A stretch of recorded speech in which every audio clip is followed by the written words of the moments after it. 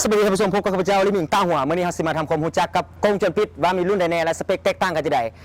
ตอนนี้เราอยู่ที่บริษัท BN Trading ทุกท่านพร้อมแล้วหรือยังครับทุกท่านพร้อมแล้วไปเบิ่งกันเลยไป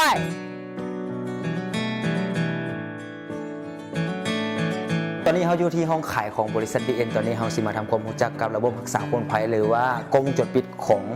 แบรนด์ต้าหัวที่บริษัท BN ได้นำเข้ามาเนาะตอนนี้เราสิมานำเสนอในส่วนของกล้องจนปิด3รุ่นหรือว่า3แบบเราไปเบิ่งว่าความสามารถมันสิแตกต่างกันจะได้เนาะตอนนี้เราสิมานำเสนอในส่วนของกล้องจนปิดระบบอนาล็อกทรงกระบอกตัวนี้เนาะตัวนี้เป็นกล้องจนปิดความละเอียดอยู่ที่2ล้านพิกเซลตัวนี้ IR อยู่ที่80เมตร IP 67กันน้ำกันฝุ่นตัวนี้บอดี้ใหญ่ตัวนี้ราคาจับต้องได้ตัวนี้คุณภาพล้นฟ้าราคาติดดินตัวนี้เนาะที่สำคัญตัวนี้เวลากลางคืนถ้าปิดไฟเบอร์ตัวนี้จะปิดขาวดำให้เนาะตัวนี้จะโบเป็นก็คือโบเป็นภาพสีถ้าว่ามีแสงเพียงพอมันจะเป็นภาพสีให้ตัวนี้เนาะแล้วตัวที่2เราจะมานำเสนอในส่วนของกล้องจนปิดตัวนี้ความสามารถก็คือพิเศษหน่อยนึงก็คือสามารถฟังเสียงได้กล้องจนปิดต้าหัวเป็นแบรนด์แรกของโลกที่สามารถบันทึกภาพและเสียงได้ในเวลาเดียวกันและที่สำคัญจะอยู่ใส่กระยาเบิ้งพันมือถือได้เลยตัวนี้สามารถฟังเสียงได้อีกตัวนี้เนาะแนะนำเลยตัวนี้อายุที่30เมตรตัวนี้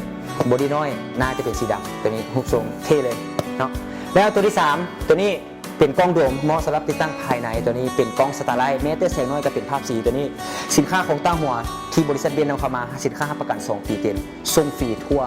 ประเทศเนาะตัวนี้เบิ่งว่าในส่วนของกล้องต้าหัว3รุ่นนี้มีความแตกต่างอะไรคือกันอยู่บนใดเนาะสิ่งที่มันคือกันก็คือ3รุ่นนี้แมนความละเอียด2ล้านพิกเซลซ้ำกันและความแตกต่างกันอยู่บนว่าตัวนี้มันสามารถฟังเสียงได้แล้วตัวนี้เป็นกระบอกใหญ่เนาะตัวนี้ฟังเสียงบ่ได้แล้วตัวนี้เป็นสตาร์ไลท์แม้แต่กลางคืนแสงน้อยก็เป็นสีสิ่งที่มันแตกต่างกันและระยะ IR หรือว่าอินฟราเรดก็แตกต่างกันเนาะในส่วนของกล้องตัวนี้แมน IR อยู่ที่30เมตรอินฟราเรดอยู่ที่30เมตร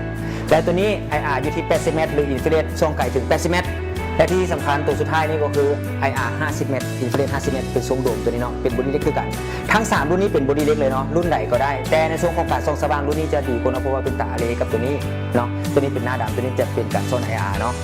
นี่คือ3รุ่นที่นำเสนอในมื้อนี้สำหรับท่านใดที่สนใจสินค้าหรือว่าอยากสอบถามเพิ่มเติมติดต่อได้ที่บริษัท BN Trading หรือเบอร์โทรติดต่อ764644333หรือติดตามได้ที่เพจ BN Trading ที่ Facebook และก็ YouTube ตามหน้าจอสำหรับวันนี้ขอกล่าวคำว่าสวัสดีท่านผู้ชม